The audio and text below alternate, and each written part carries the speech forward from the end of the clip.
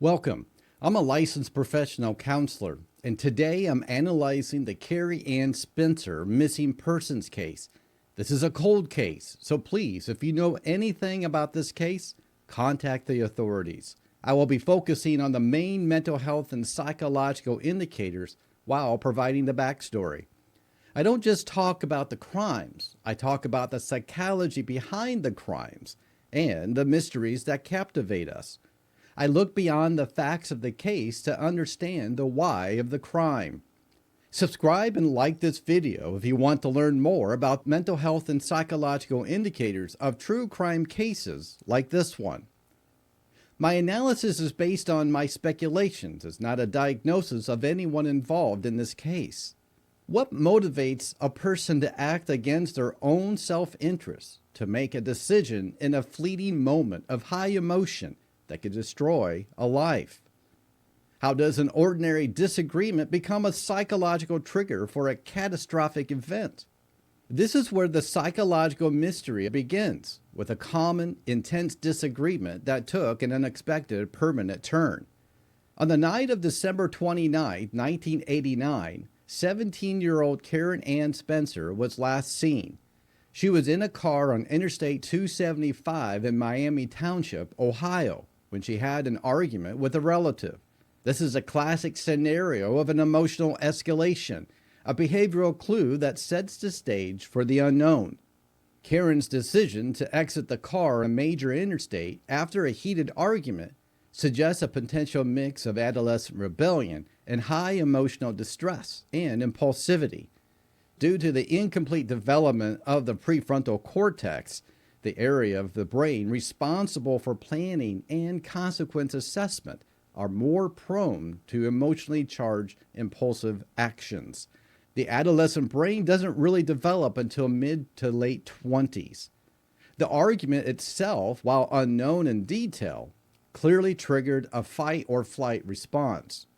Karen chose the flight option, but doing so on a dangerous stretch of a highway late at night suggested temporary psychological tunnel vision, where the immediate need to escape emotional pain overshadowed the extreme physical risk. This is a pivotal behavioral clue. The psychological set of the moment was one of chaos and emotional urgency, not logical planning. The relative's decision, who was driving the car, to leave Karen on the interstate after the argument provides the next critical psychological angle. While this relative has been interviewed repeatedly and maintains that they drove away after seeing Karen speaking with a man in a red car, the act of abandoning a distressed minor on the interstate in the dark is a significant psychological and behavioral indicator. Even if they drove a short distance and returned, the immediate action suggests a potentially overwhelming emotional response to the argument. Perhaps frustration, anger, or the inability to manage the conflict. The psychology of the driver's actions points to a failure in adult responsibility and emotional regulation under stress, which directly facilitated Karen's vulnerability. The circumstances of Karen's disappearance are strange, and the timeline from the moment she exited the car to when she was last seen with the man is a curiosity gap that holds significant psychological value. An FBI review of the case and one Miami Township detective became convinced they knew who was responsible for Karen's fate. The man the relative saw her speaking with, described as being in his early 20s and just out of the military. The fact that this primary suspect admitted to speaking with Karen on the interstate, yet the red car he was driving vanished right when Karen did, provides a powerful psychological pivot point in the narrative. The mental health profile of someone who can admit to a non-incriminating detail, talking to the victim, while allegedly concealing the catastrophic truth, points toward sophisticated psychological defense mechanisms. The primary suspect, who was interviewed multiple times, showed an ability to maintain partial truth while navigating intense police scrutiny. This type of selective disclosure is a behavioral trait often seen in individuals attempting to psychologically control the narrative and minimize their culpability. The detective noted that the suspect was a young man in his early 20s, recently charged from the military. While this fact is not a direct mental health indicator, it points towards a psychological profile built on certain characteristics. The military environment instills discipline, structure, and often a psychological resilience to high-stress situations. If this individual was involved, the ability to control emotional expression and maintain a calm, collected demeanor under interrogation, a psychological stress test, could be attributed to this background. The psychological question becomes, was this behavioral control a sign of innocence or a learned ability to suppress and compartmentalize emotional and potentially criminal acts? The detective's confidence in identifying the correct person, even without a confession or a body, reveals a psychological power of behavioral clues and inconsistencies noted during interviews. These tells often involve nonverbal communication, changes in the narrative consistency, or an emotional disconnect from the gravity of the situation. These subtle psychological clues, when evaluated over multiple interviews, can be far more convincing than trained professionals than outright admissions. The investigation led police to believe that they had spoken to Karen's killer multiple times. The suspect's ability to walk away from these interviews while maintaining his version of the story showcases a significant degree of psychological fortitude, or potentially a pathological level of detachment. For a young man to face a potential murder inquiry and keep his composure suggests an emotional isolation or an over-controlled personality.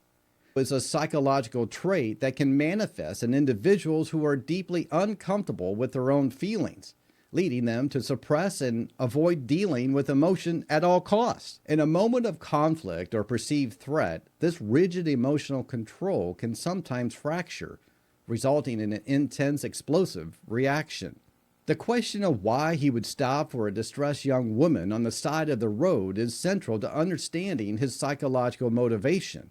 Was it a genuine Samaritan that was caught in a tragic that was interrupted? Or was it a predatory psychological scanning for vulnerability, where he recognized the target in an extremely compromised and isolated position?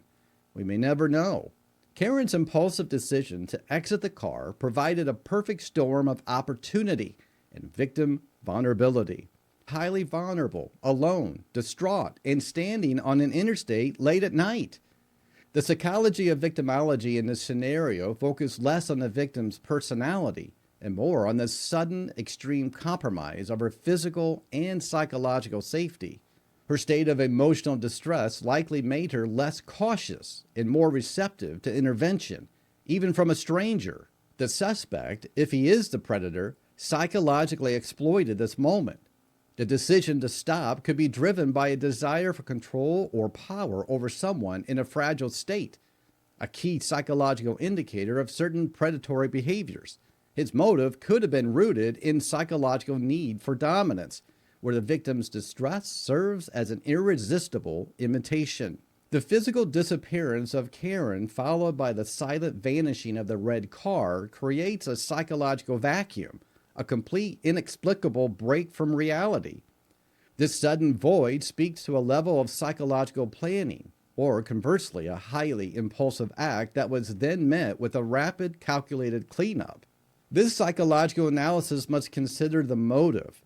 If this was a crime of opportunity, the motive was likely immediate, situational, sexual gratification, power, or a quick resolution to a situation that turned violent.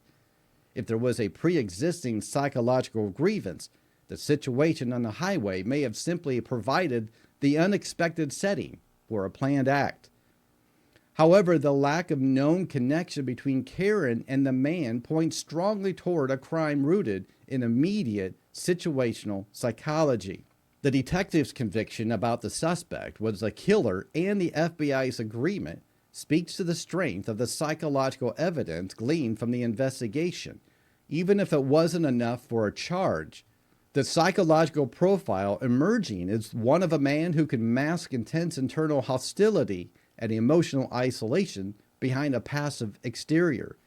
He may be a person who avoids confrontation, but harbors deep, unresolved anger, a profile that is psychologically over-controlled.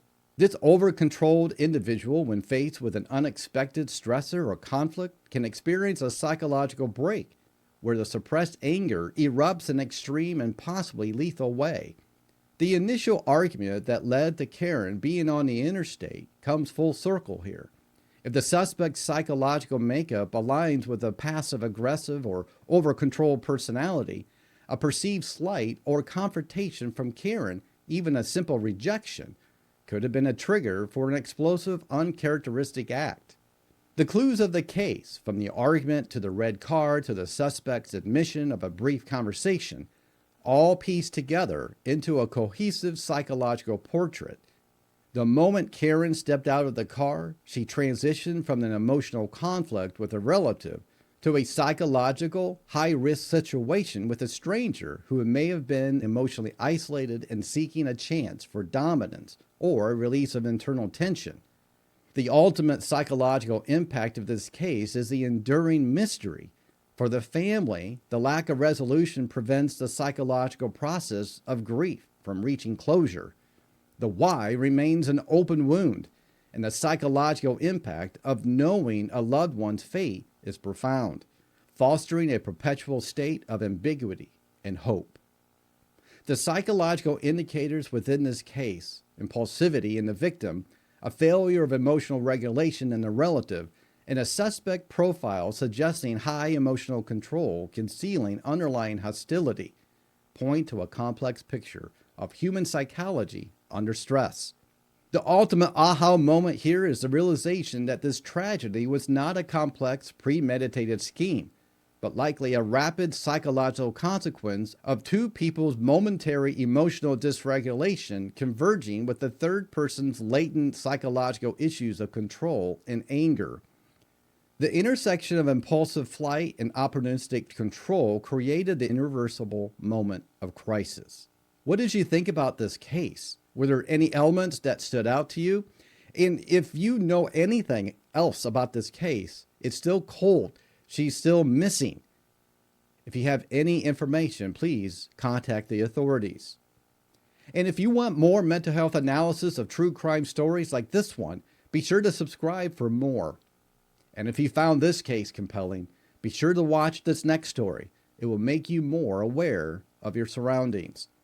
Thank you for joining me today. Until next time, stay curious, stay safe.